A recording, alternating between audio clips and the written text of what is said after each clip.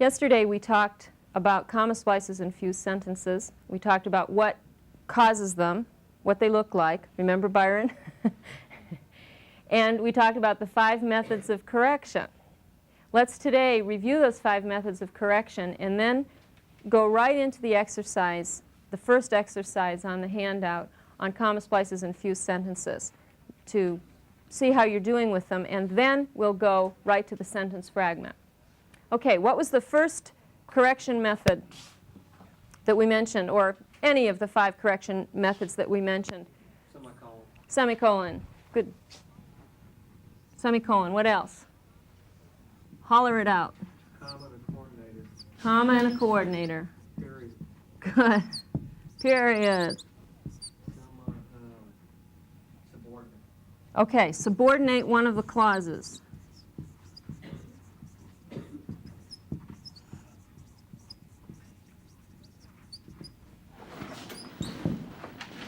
Fifth one involves a semicolon and what else? Conjunctive adverb. Very good, a conjunctive adverb. Semicolon, conjunctive adverb.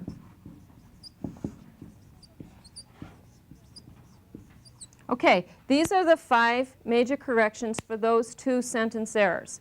Of course, as we mentioned yesterday, sometimes the thing to do is just to totally reconceive the sentence. You change the structure altogether. But if you're going to keep the structure, the 2 sentences together in the order that you've written them, you might choose to use one of these corrections. They are the devices that will make your sentence mechanically correct. Okay? What I'd like to do now is to move to page 6 of the handout. We'll talk about the fragment when we've done some exercises with the comma splice and the run-on sentence. Now, my favored routine in doing exercise is to ask each person in order to read the sentence, identify the error, and then tell us how to correct it. Of course, the person's going to give us only one means of correction, one of the 5. If anybody prefers something else and has a good reason to think that another correction would be stylistically better or would emphasize one of the clauses over the other and thereby make a more interesting sentence, then go ahead to let us know. I may also ask you some questions about the structure. So be prepared, but don't be panicked, because we'll help you through. Okay, we'll start right here with number 1. The fireworks had deteriorated. They had not been stored properly. I think that's a run-on sentence, and the way I correct it was a semicolon and a conjunction adverb. Okay, a run-on sentence, and he corrected it with the semicolon and a conjunctive adverb. Because. The fireworks had deteriorated, semicolon, because they had not been stored properly. Okay, he has said the fireworks had deteriorated because they had not been stored properly. And he put between the 2 a semicolon and because. He's called because a conjunctive adverb. Does anybody want to comment?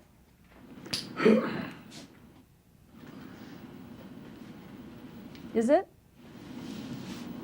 Is because a conjunctive adverb? It's on your list of conjunctive adverbs? Lawanda?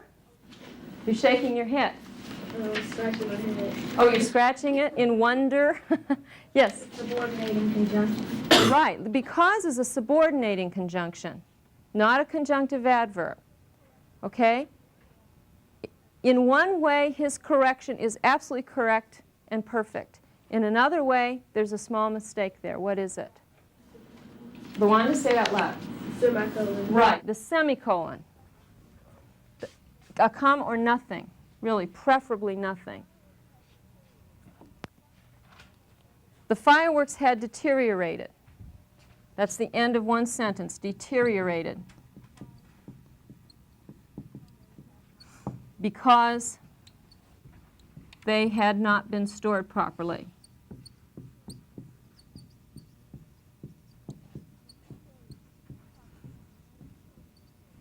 In 2 days, we covered a tremendous amount of material, Monday and Tuesday.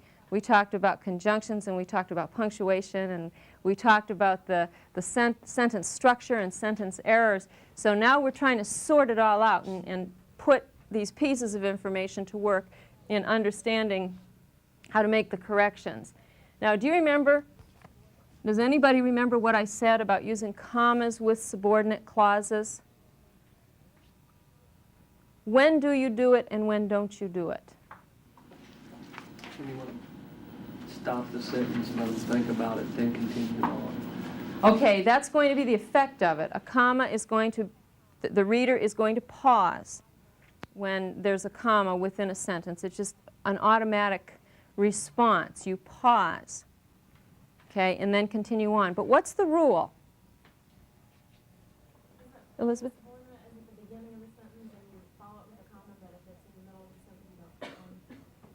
Very good. Okay. If you introduce the sentence with the subordinate clause, you will follow it, the clause, with a comma. If you put the subordinate clause at the end, most often you will not. Okay, that's one comma rule you can hang on to. When the subordinate clauses are in the middle of the sentence, life gets very complicated, and we'll wait until sometime in January to talk about that. But for now, hang on to this one.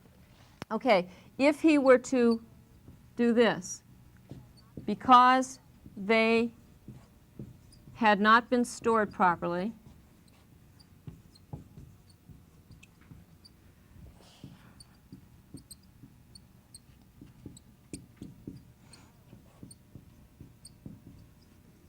the fireworks deteriorated.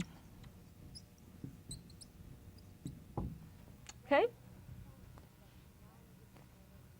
Exact same components, but now in a different order, and that's going to say something about comma use, switching them around like that. Okay, that's a good correction. I like the way he has established a causal relationship rather than just put the two sentences together mechanically. He's done some thinking about the cause and effect, one to the other. Did anyone do something else with that? Do you do something different, Tony? Yeah, I did the simple way, put two sentences together. Okay, just with the period and the capitalization? Mm-hmm. Okay, that's correct. The fireworks had deteriorated, period. They had not been stored properly. Okay, nothing wrong with that. Okay, second one. Byron? The visitor came to the door and it's comma splice. I put period after door and capitalize however. Okay, you've identified it correctly. The visitor came to the door, comma, however, it was too late for him to get in. After door, there's a comma splice. Byron has chosen to use a period and a capital letter. He's chosen, do we have that one? Oh, yes. Okay. There it is. He's chosen this correction. What would be preferable? This is correct. No one is going to fault him for that. But what would be preferable, Elizabeth? To make a semicolon before however. Okay, the visitor came to the door, semicolon, however, it was too late for him to get in. Good. Why is the semicolon preferable there? Kind of a word is however. Conjunction adverb. Right, very good. It's an adverbial conjunction, conjunctive adverb, whichever way you want to say it. And generally speaking, usage will suggest the semicolon when you're joining two sentences that way. But that is not a hard and fast rule. I'd like to see it when we're doing this because I like to know that you're recognizing the adverbial conjunction. When you use the semicolon, I know that that's happening. Okay, number 3, Elizabeth. Bret Hardy's stories had great appeal to Easterners. They appreciated his attitude. I put it was a splice. Good. Comma splice. And wiped out the comma after Easterners and put because. Okay. She has corrected it. Bret Hart's stories had great appeal to Easterners, no comma, because they appreciated his attitude toward his rural characters. Good. Okay. What is the word group because they appreciated his attitude toward his rural characters? Conjunction. Okay, because is a subordinating conjunction. What's the whole word group, the whole unit? Beginning with because and ending with characters. Subordinating clause. Right, very good. It's a subordinate clause. See how brilliant you've become in the last couple of days? All these mysterious words that English teachers have made up to confuse and torture students are suddenly unveiling their mysteries. Okay, number 4.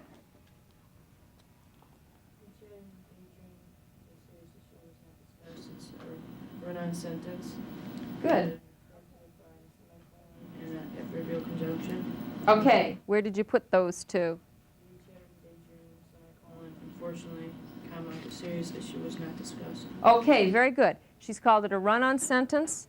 She has corrected it in this way. We chattered and daydreamed, semicolon, unfortunately, comma, the serious issue was not discussed. Good. Does anyone have another suggestion? No? Put Put a comma. period after daydream and capitalize the. Certainly, we chattered and daydreamed, period, the serious issue was not discussed. That'd be fine. Tony, did you have a suggestion? I used a comma and daydreamed, comma, and the serious issue was not discussed. Okay. We chattered and daydreamed, comma, and the serious issue was not discussed. Remember when you're joining the two clauses with a coordinator that you want to use the comma also. What are the coordinators? Did you memorize those last night? You probably did something else, didn't you? You didn't memorize the coordinators when you could have, and what a great time you might have had.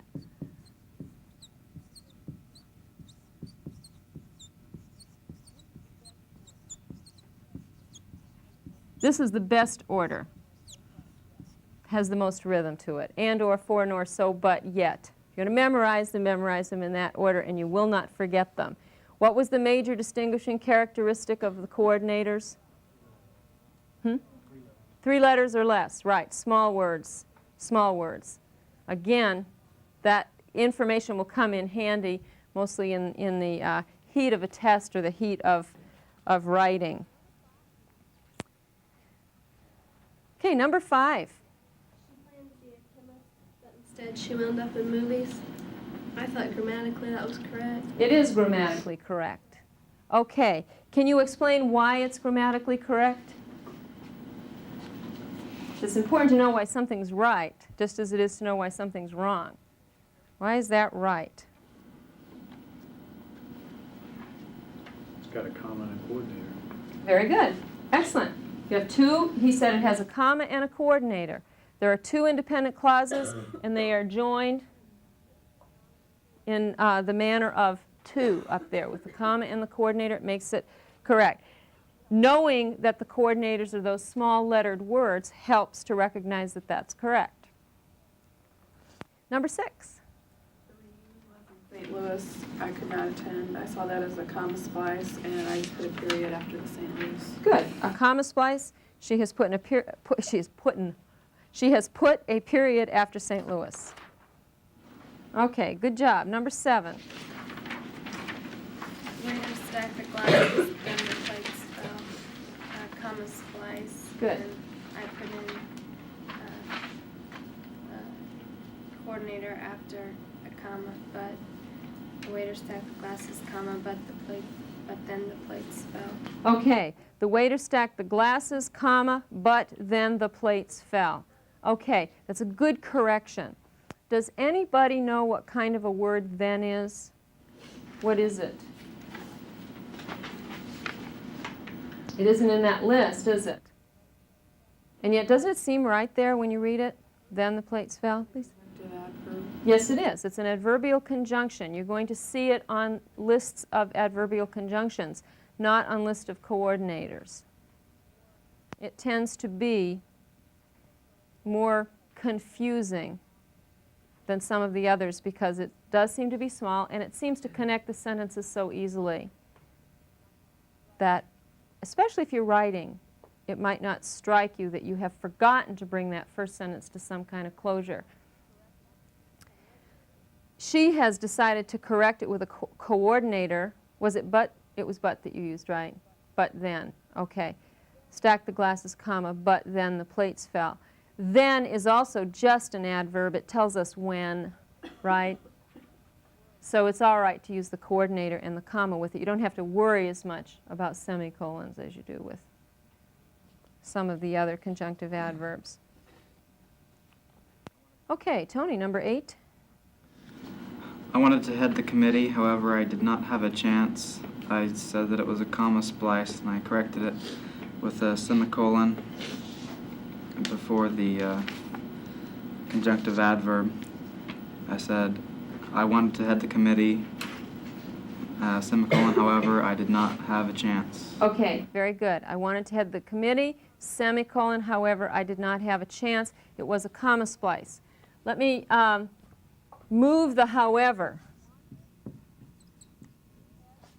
I wanted to head the committee.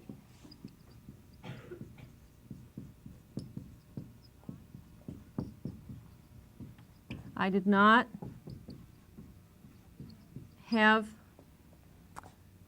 a chance, however. Okay, what would you do there to correct that?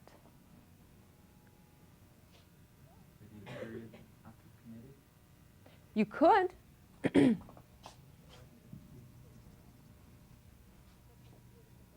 Put a period after committee? That's what you did if it were like this, or? Okay, this would be acceptable.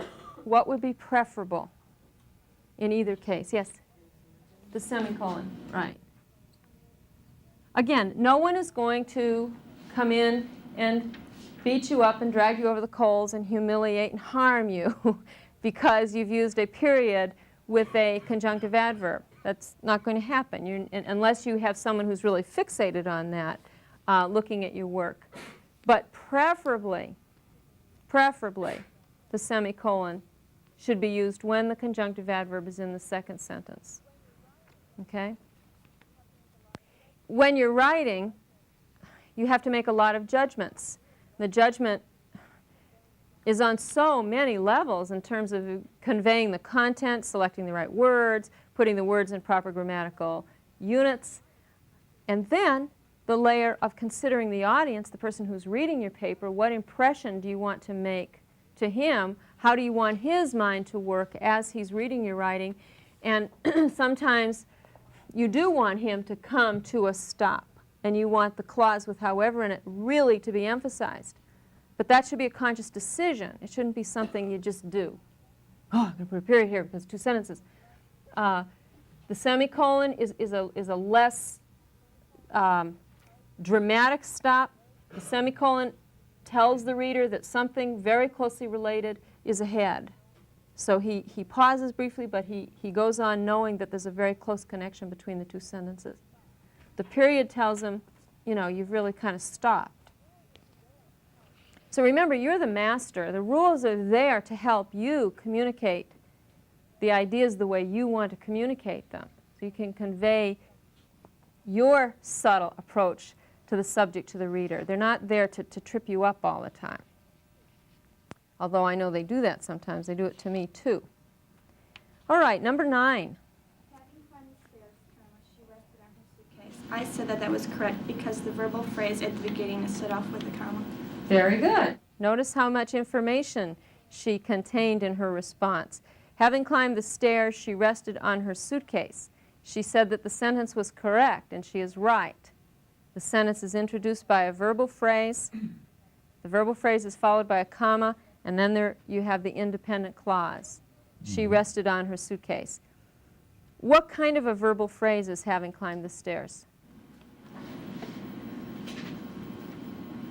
What kind is it? A participle, right. It is a participial phrase there. How come?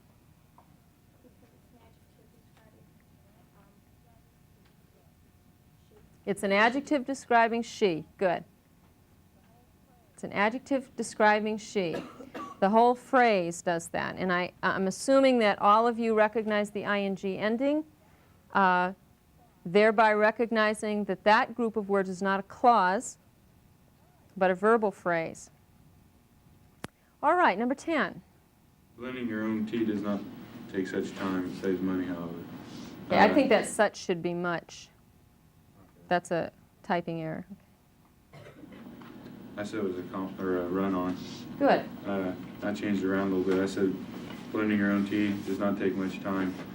Semicolon, however, it saves money. Okay. He's seen it as a fused sentence or a run-on. He's corrected it by reading, blending your own tea does not make, blending your own tea does not take much time, semicolon, however, comma, it saves money, period. Why did you move the however? I think it sounds awkward on the end. Okay, you didn't like the way it sounded. Okay. It saves money, however. Okay. Grammatically, you didn't need to change it. Stylistically, if you wanted to, then that's a good decision. Okay, any questions about these 10 sentences? Does everyone have correct sentences now? I hope. Yes? How about blending your own tea does not take a lot of time, comma, it saves money. I know that's wrong, but why? Okay, blending your own, oh, comma, it saves money? Okay, let's look at that.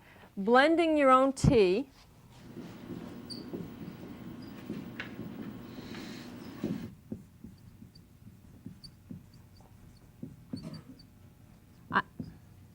I'm going to change the sentence a little for the time's sake.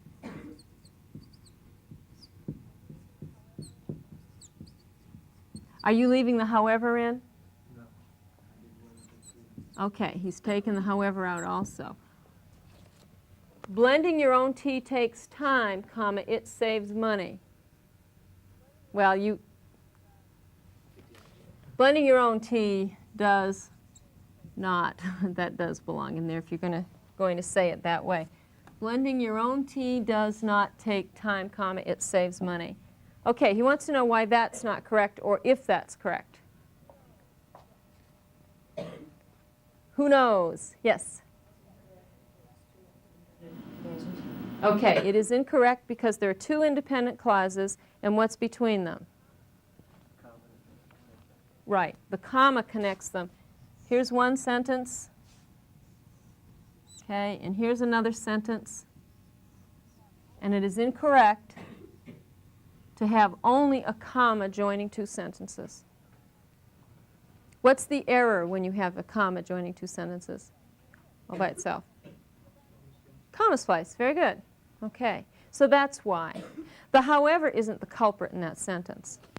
The comma is the culprit. Poor thing. So if you had it written this way without the however, how would you correct it? But. Okay. Blending your own tea does not take time, comma, but does not take much time, whatever that's supposed to be, comma, but it saves money. Okay. I'm glad that that's up on the board because it made me notice something that I hadn't thought about when it was just on the paper. What's this? It's got the ing. It's a lot like the word we had right above it, having, but is it used as an adjective? It's a gerund. Excellent. It's a gerund. This word and its friends in the clause, blending your own tea, clause, I said, I meant phrase. Together comprise a gerund phrase, and the gerund phrase is doing what in the sentence? What's it doing? Why is it a gerund? It's acting as a noun. It's acting as a noun, right. And the noun is acting as what in this sentence? We're going back to the simple sentence elements that we didn't talk about. What is the sentence about? What? Blending. Tea. Blending. Describing blending. I want to say adverb. Well, you're making it too hard. If I said, Fred blends his tea, what would be the subject of the sentence? The tea? Who's doing it? Fred's doing it. Okay, the subject of the sentence is the person or thing related to the action. Okay, you can go to the verb and you say who or what. Fred blends his tea. Who blends? Fred blends. Okay, going back to this sentence, blending your own tea does not take time. What does not take time? What? Blending. Blending does not take time. Okay.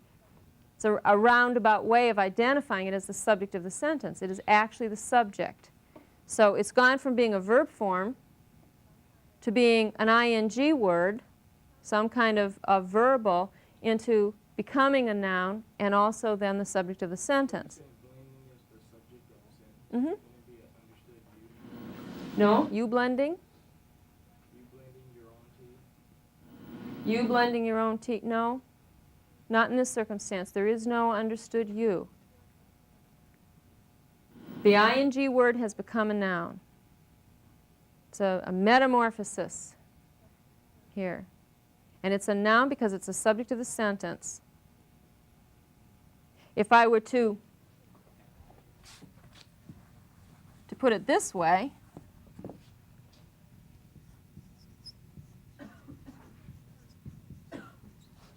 blending her tea, Sally lost track of time. What's happened to blending? It's no longer a noun. Very good, because Sally is now the subject of the sentence. Does that make it an adjective? It's now an adjective, Tony. Good. Why? It's modifying Sally. Right. It's describing what Sally's doing. Exactly. Well, So it's a participle? mm-hmm. How about this?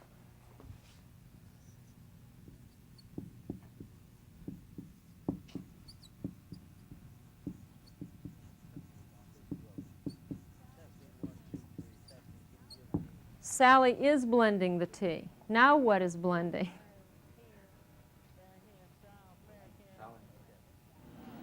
What is, Oh, who is blending is Sally. Okay, good. So Sally is the subject. Okay. What's happened to blending? It's the verb. It's part of the verb. Okay? It's not a verb without the helper. We talked about this a little bit the other day. If you were to take is out, you don't have a verb anymore, right? Sally blending the tea? No, that's not going to work. It cannot stand alone. But with the addition of a helping word or helping phrase, has been, will be, whatever, blending can turn into part of a verb phrase that can be the predicate in the sentence. These are the kinds of things, you see, I know that give people migraine headaches when they think about English grammar. How can all of that happen to one word? Finally, it happens because of the way it's used in the sentence. And if you can simply reduce the formula to taking the verb and saying who or what is doing that, or is that being done to, then even though it might not seem right to you, the answer ought to give you the subject of the sentence. In your lifetime, when you are out on the job, when you are at parties with friends, when you are doing landscaping behind your house, the chances of someone coming up to you and saying, "Would you please show me a gerund?"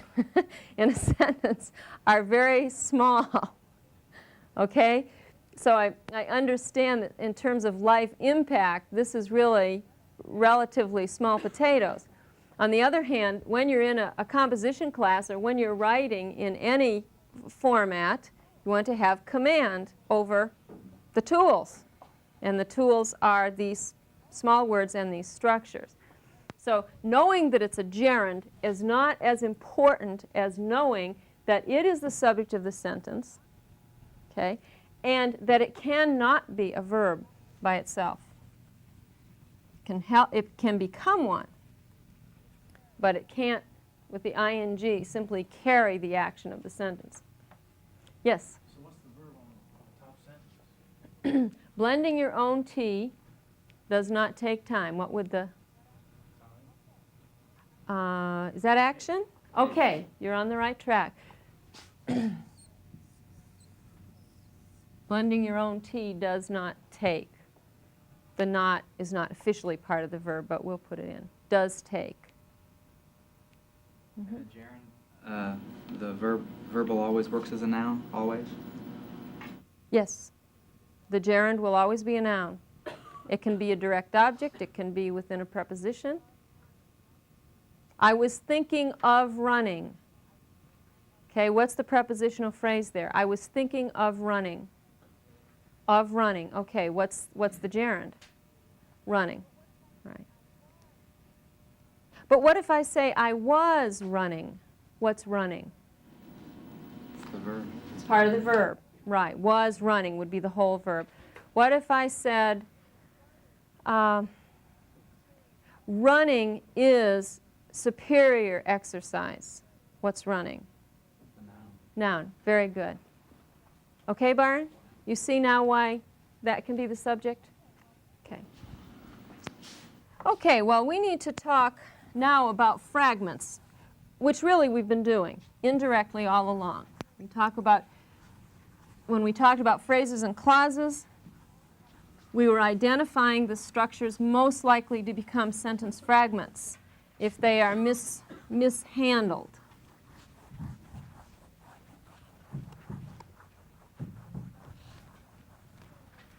Does anybody have a particularly stirring definition of sentence fragment written down? Byron?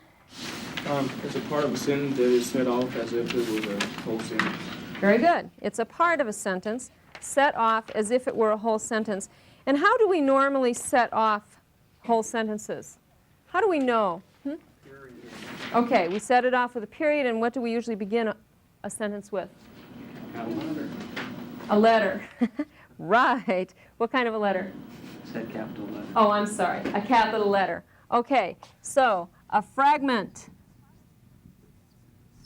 is a part of a sentence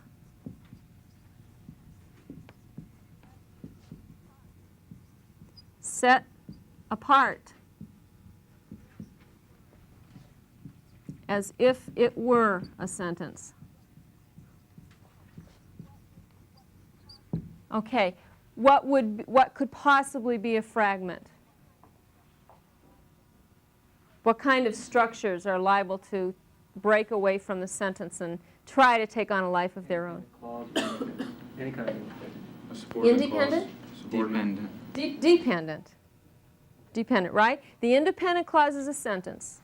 It stands alone. But you're exactly right. I know that's what you're thinking. The dependent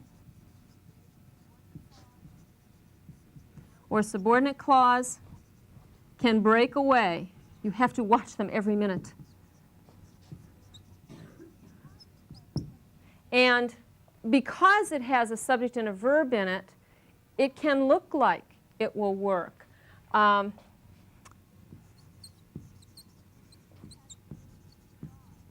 When she had bathed the dog. Again, you're writing fast. You see the subject, you see the verb, and you think unconsciously, that must be a sentence, subject and verb. I see some action in there. But there's a word that is inhibiting the independence, as we know. Okay, a verbal phrase also, as we have seen, can very easily try to assume some importance by itself that it may not have grammatically.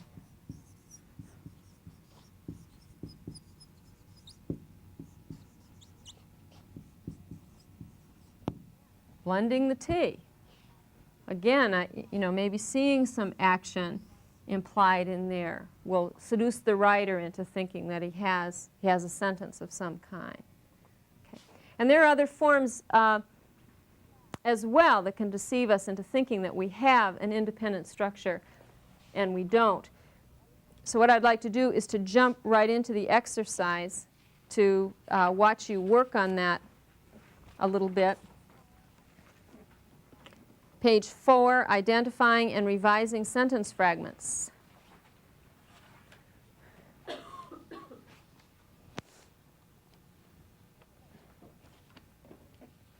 Okay, once again, read the sentence, or the thing that's trying to be a sentence.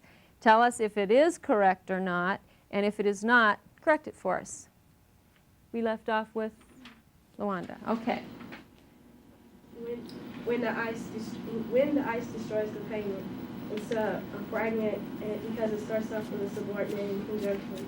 And I corrected it. When it snows, the ice destroys the pavement. Okay, very good. She's done a nice job of identifying what's keeping that clause from being independent. When the ice destroys the pavement is a subordinate clause beginning with when, which is a subordinator. Yes? I just took off when and said the ice destroys the pavement. Is that okay? Very good. He's released the clause from the subordinator. He's taken when off, and he now has the ice destroys the pavement. Okay, which has made an independent clause. There being lots of extra features without extra cost. I put that as a fragment, and I corrected it by just placing a comma at the end and makes this a goodbye. There being lots of extra features without extra cost makes this a goodbye. Semicolon. Semicolon? Makes this a goodbye. Okay, let's put this up here.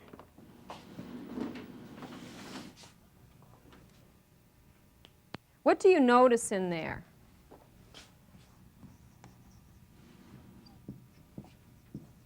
As I write.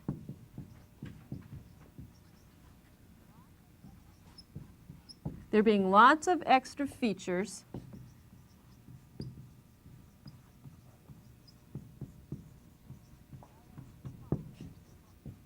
without extra cost is what we started with, and then you added makes this a goodbye?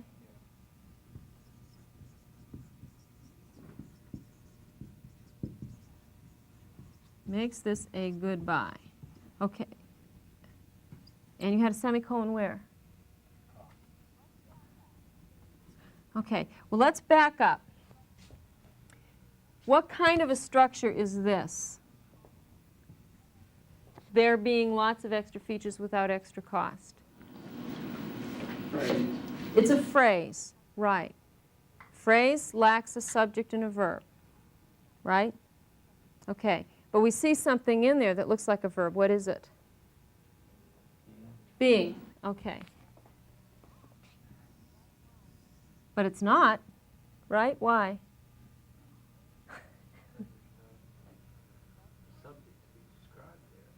That's one reason, but there's even a simpler reason. It's a gerund. Okay, it's a gerund or a participle. It has the ing. Okay? Don't make life hard for yourself. A lot of this is very simple. Primarily just recognizing that. Okay, so this structure, lacking a subject and a verb, cannot be a clause. It's simply not going to be a clause. It doesn't have the combination of subject and verb that makes clauses. So, what am I leading up to? Why am I doing that? Well, you would use a semicolon between two structures that are independent, usually. You would not set a phrase off from a sentence with a semicolon. Okay? Going back to one of the sentences before. Having climbed the stairs, remember from the exercise on the comma, splice, and fuse sentence. Having climbed the stairs, comma, she rested on her suitcase. You would not ever say, having climbed the stairs, you wouldn't say what I just said. Having climbed the stairs, semicolon, she rested on her suitcase. You would not set off a phrase from a sentence that way. Okay? And that's what you've done inadvertently, I think, here. Where's the eraser? When what you needed to do was to somehow or other turn this into a sentence. Okay? Now, what would be the easiest way to do that? The very easiest way, and then we'll look at what you have done. If you have a gerund or a participle, Word. Ex- They are. Very good. Very good. Okay. Change it into a verb. That's the easiest way. There are lots of extra features without extra cost. Transforming the ing word into a verb. Do you see that as a sentence now? Okay. Another way, as we mentioned, we talked about fragments early on, is to rebuild. You really have to do some rebuilding. Add on a verb. Sometimes you have to add on a subject. Did anybody do that? There being lots of extra features without extra cost. Did anyone finish the sentence? No? You all did exactly what he did, right? You wrote the exact same sentence. I wrote, there are a lot of extra features without, comma, any extra cost. Okay. There are a lot of extra features without extra cost. You don't need the comma. But this is what you've done, right? Did anybody leave the being? There being lots of extra features without extra cost. Yes? Is why I like to shop here. Okay. Okay, that will do it. Is why. Is why I like to shop here. Good. Their being then has become the subject of the sentence. This is why. No punctuation between cost and is. No. You wouldn't separate a subject and a verb. And that whole phrase is really the subject now of the sentence. How did you do it? I had cost, comma, makes this car an exceptional bargain. Okay. You don't need the comma. There being lots of extra features without extra cost makes this car an exceptional bargain.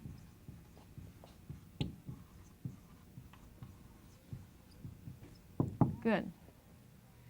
Okay, that gerund phrase or participial phrase, verbal phrase, has now been turned into a sentence. Yes? The reason that mine didn't work is it didn't have a subject in the second part, the part I added. Well, the semicolon caused a lot of confusion in it.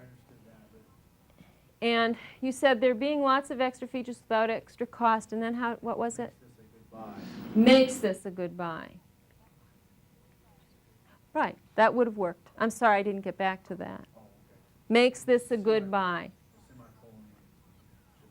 Right, without the semicolon you had a correct sentence. Okay, and I got diverted by the semicolon, but yes, you had completed the sentence. Okay, it is 10 off, so it's time to wind down. I'd like to give you some homework, though, in preparation for tomorrow. I would like you to do the exercises on page 6, on 7 and 8, and also on page 4, finish the fragment exercises, and we'll answer questions about that tomorrow. Okay? Okay, we'll see you tomorrow then. Thank you.